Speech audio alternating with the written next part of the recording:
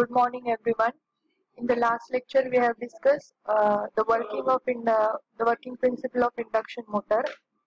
Today, we will discuss the slip speed and the concept of slip. So, Ns is the speed of rotating magnetic field in RPM.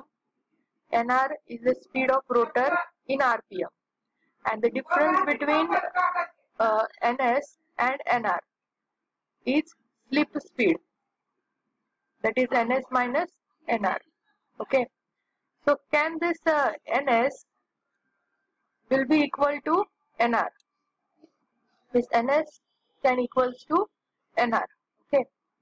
So when induction motor starts, it's always try to catch the speed of rotating magnetic field. The rotor always tries to catch the speed of rotating magnetic field. But what will happen if a rotor catches the speed of rotating magnetic field? Now to understand it, I will explain you here. So one bus is going with the 40 kilometers per hour, a bicycle is going with the 20 kilometer per hour, and at the same time a person is standing on a road. So for this person, this bus is moving with the 40 kilometer per hour. So the relative speed between the person and bus is 40 kilometer per hour. Similarly, the person on a bicycle is already with the 20 kilometer per hour, and if this person is observing this bus, then he will find out the bus is moving with the 20 kilometer per hour. This means that the relative speed between this bicycle and bus is 40 minus 20, that is 20 kilometer per hour.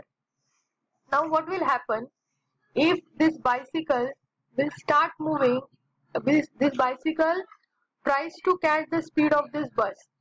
It will come to 30 kilometer per hour, 35, and then up to 40 kilometer per hour. Then the relative speed between bus and bicycle will be 0 kilometer per hour. So the person inside the bus and the person on a bicycle, they will find that they are aligned. Okay, so there is no relative speed between them. So this same principle is applied with the Ns and Nr.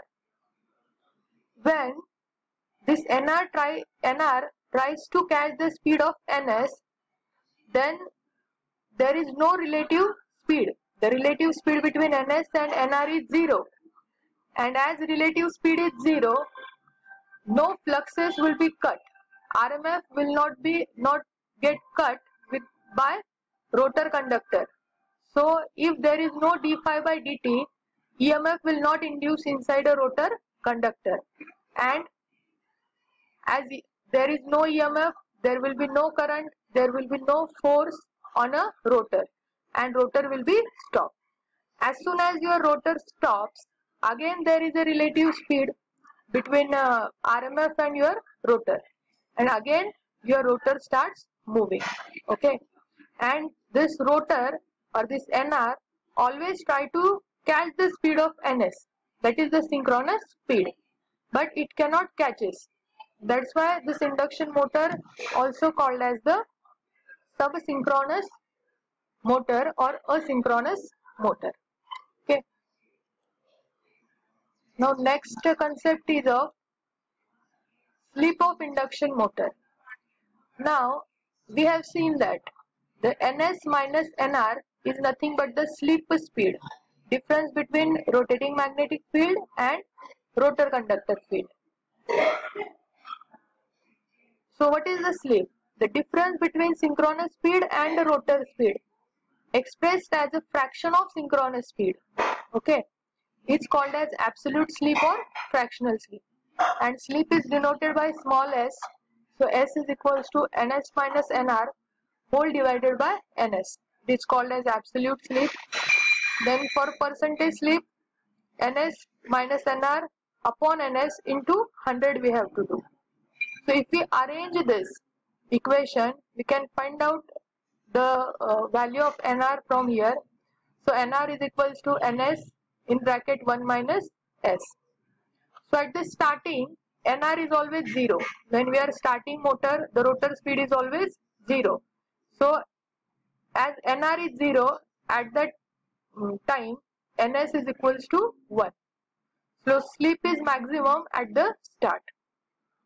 Now this is the practical range for a slip 0.01 to 0.05, that is 1% to 5% of slip, and the slip of induction motor cannot be 0.